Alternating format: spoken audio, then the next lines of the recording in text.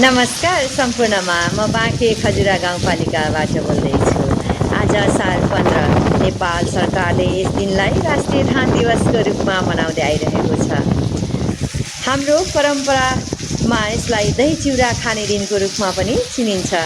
आज यस पावन र उमङ्गको दिनमा हामी झरी सँगसँगै रमाइरहेका छौँ। आदरणीय व्यक्तित्वहरू, असार 15 केवल एउटा तारिक मात्र होइन, यो नेपाली माटो, नेपाली संस्कृति र नेपाली किसानको पसिनाको उत्सव पनि हो। नेपाल एउटा कृषि प्रधान देश हो र हाम्रो अर्थतन्त्रको मेरुदण्ड धान खेती पनि हो।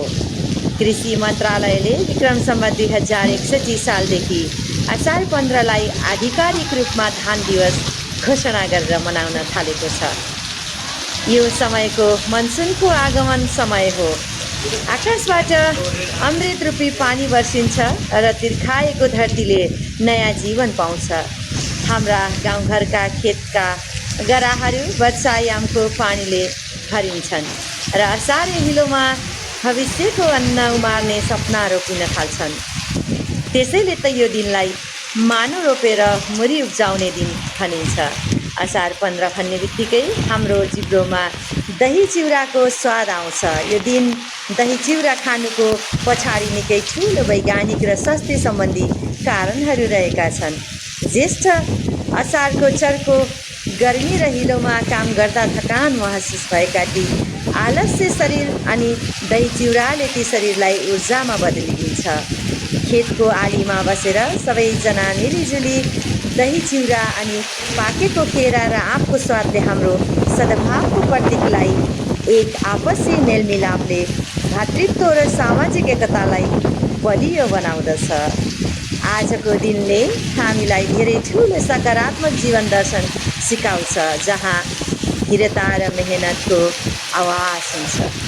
मानु रोपेर मुरी फलाउने यो दिन धीरता र कडा परिश्रम चाहिन्छ।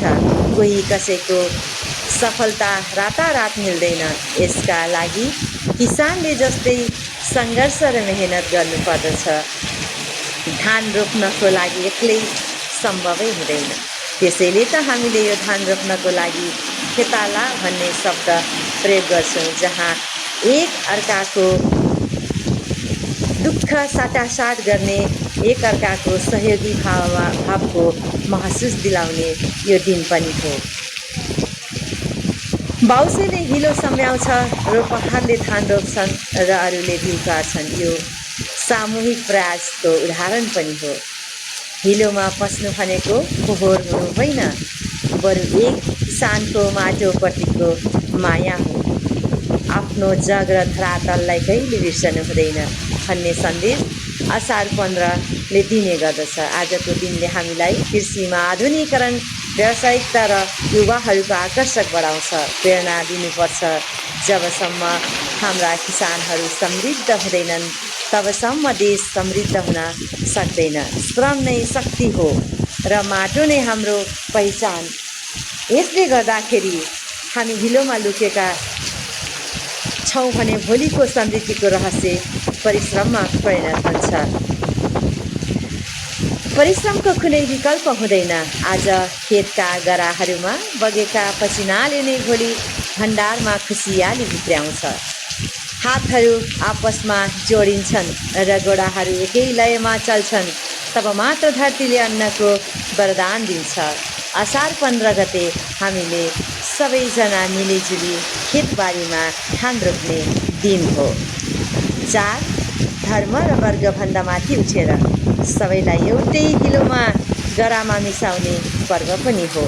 असार 15 यो हाम्रो सामाजिक एकताको प्रतीक पनि हो। माटोको सुगन्ध, असारे गीतको भाका र दही चिउराको स्वाद, यही त हो हाम्रो नेपाली सबैजनाको पहिचान हो। प्रकृति र संस्कृतिलाई जोड्ने सेतु हो असार 15, जसले हामीलाई रैथाने खानपान र स्वादको महत्त्व सम्झाउने गर्दछ। असार 15 नेपालमा एउटा निकै उत्सव र सकारात्मक ऊर्जा बोकेको विशेष दिन हो। असार 15लाई नेपाल सरकारले राष्ट्रिय धान दिवस पनि मानेको छ। हो, पक्कै नै आज हामीले धैर्य र कठोर परिश्रमको महत्त्व गर्न सिकाएको छ। हिलोमा खेलिने असारे गीतका भाकाहरूले नेपाली संस्कृति र माटोप्रतिको अगाध प्रेमलाई उजागर गर्दछ।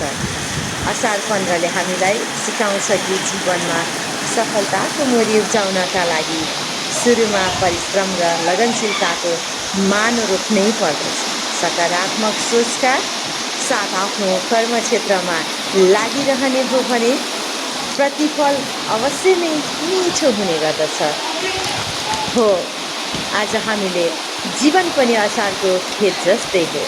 आउनुहोस् हामीले यो असारको 15 गते यति महत्त्वपूर्ण दिन मानेका छौँ, जुन दिन हामी सबैजना खेतीबाली गर्ने किसानहरू बारीमा गएर रमाउने फन्टे बाजा गाजाका साथ हामी रमाउँदै धान रोप्ने दिन पनि हो।